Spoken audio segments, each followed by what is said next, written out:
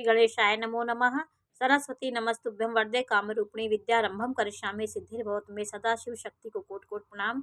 मेरे श्रोतागण, मैं आज आपको कुंडली में कुछ वाराह मिहिर के कुछ सिद्धांतों के बारे में जानकारी दे रही हूँ।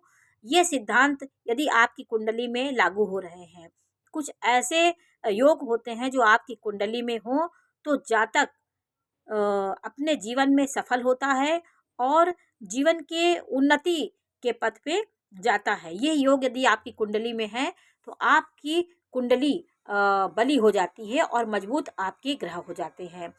किसी भी जातक की कुंडली यदि लग्न जो यहाँ लग्न उदित होती है, जो पूर्वी क्षितिज पे लग्न उदित होती है, 1 नंबर से लेकर के 2 नंबर, 3 नंबर, 4 नंबर, कोई भी आपकी लग्न हो और वही लग्न आपके नवमांश में भी हो, नवमांश कुंडली होती है। आप जब भी कुंडली बनाते हैं तो ज्योतिष लोग नवमांश कुंडली देखना बेहद आवश्यक होता है। आपके ग्रहों के बलाबल को देखने के लिए नवमांश कुंडली का परीक्षण किया जाता है। कोई ग्रह कभी आपके लग्न कुंडली में नीच के भी होते हैं, लेकिन वो नवमांश कुंडली में उच्च के हो गए तो आपको वो अच्छा फल देते हैं। इसलिए नवमांश कुंडली का आकलन करके ही कोई जातक के बारे में विश्लेषण किया जाता है। किसी भी जातक की कुंडली में जो ग्रह लग्न में हो और वही ग्रह उसकी नवमांश कुंडली में वही लग्न हो तो जातक का यह वर्गोत्तम कुंडली कहलाती है।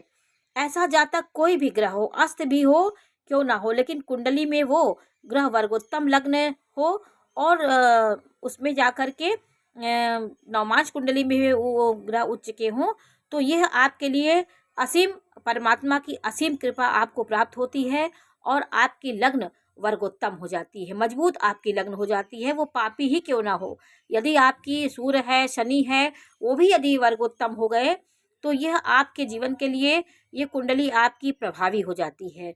और आप जीवन में बुध शुक्र यदि अस्त हों तो भी यदि आपकी नवमांश कुंडली में वर्गोत्तम कुंडली में यह वर्गोत्तम है और उच्च के हैं तो ये अपना अच्छा प्रभाव देते हैं। तो और एक सिद्धांत ये हो गया कि आपकी वर्गोत्तम होना चाहिए, आपकी जो लग्न हो और वो नवमांश में वही लग्न हो। यदि इस प्रकार की आपके भी कुंडली में है तो निश्चित रूप से आप जीवन में सफल होंगे और आपकी कुंडली प्रभावी है। दूसरा सिद्धांत क्या है कि चंद्रमा भी वर्गोत्तम होना चाहिए। आपका चंद्रमा जैसे यहाँ पे 2 नंबर की राशि में है, उच्च का है, और आपका नवमांश में भी चंद्रमा उच्च का हो गया, 4 नंबर की राशि 2 नंबर की राशि हो गई तो यह आपके लिए बहुत अच्छा योग होता है। ऐसा व्यक्ति गरीबी में जन्म लेकर भी अमीर हो जाता है और धन के मामले में उसकी कल्पना शक्ति, उसकी विवेक, उसका ज्ञान और मन से खुश रहने वाला जातक होता है। सुख को भोग कर इस दुनिया से वो जाता है। इस प्रकार चंद्रमा भी वर्गोत्तम हो गया तो आपकी कुंडली और बली हो गई। तीसरा सिद्धांत, केंद्र में यदि आपके चारों केंद्रों में कोई ग्रह है, जैसे इसकी कुंडली में चारों केंद्रों में ग्रह हैं और इसमें भी चारों केंद्रों में नवमांश में भी ग्रह हों, खाली आपके नहीं होना चाहिए, दोनों में यदि ग्रह 1 या 2 कोई भी ग्रह, कितने भी ग्रह हों तो आपकी ये कुंडली मजबूत हो जाती है। केंद्र भाव खाली होने से आपको नारायण की कृपा प्राप्त नहीं होती।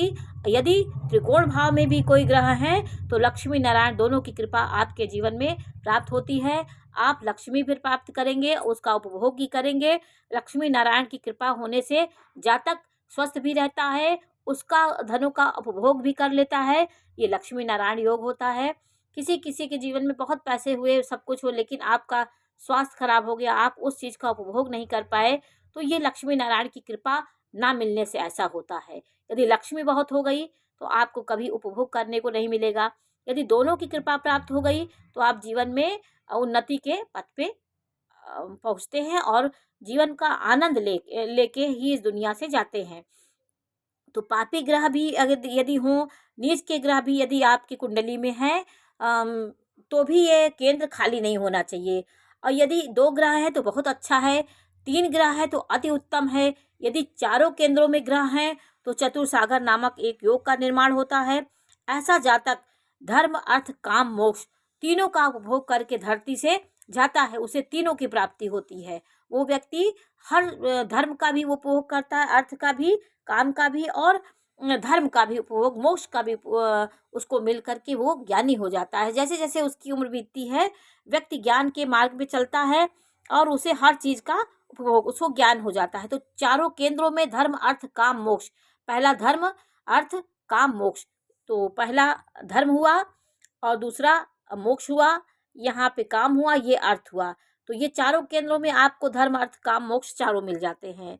और केंद्र भाव में कोई ग्रह उच्च के हैं तो भी वह ग्रह बली हो जाता है। आपका केंद्र में कोई ग्रह उच्च के हों, केंद्र में उच्च के ग्रह हो तो वो ग्रह बहुत बली हो जाता है, वो पावरफुल हो जाता है। अपने 1 4 7 में कोई ग्रह हो, उसकी अंतर्दशा महादशा जब आती है तो जातक को ये महान सुख देने वाला योग हो जाता है। और पापी ग्रहों की दृष्टि होगी तो कुछ समस्याओं के साथ भी आपकी उन्नति निश्चित होती है। तो ज्योतिष में ऐसे योग होते हैं जिसको आपकी कुंडली में होने से आप कभी ना कभी उच्च शिखर पे पहुंचने वाले जातक होते हैं। तो आज मैंने आपको कुंडली में कुछ सिद्धांतों के बारे में जानकारी दी, जो वाराह मिहिर द्वारा वो सिद्धांत हैं। यदि यह कुंडली में आपके लागू होते हैं तो निश्चित रूप से आप सफलता के शिखर पे पहुंचने वाले जातक होते हैं। तो आज मैंने आपको कुछ ऐसे सिद्धांत के बारे में जानकारी दी। ये जानकारी कैसी लगी हमें अवश्य बताइए। चैनल को लाइक करिए, सब्सक्राइब करिए। मैं इसी प्रकार की जानकारी देती रहूँगी। नमस्कार।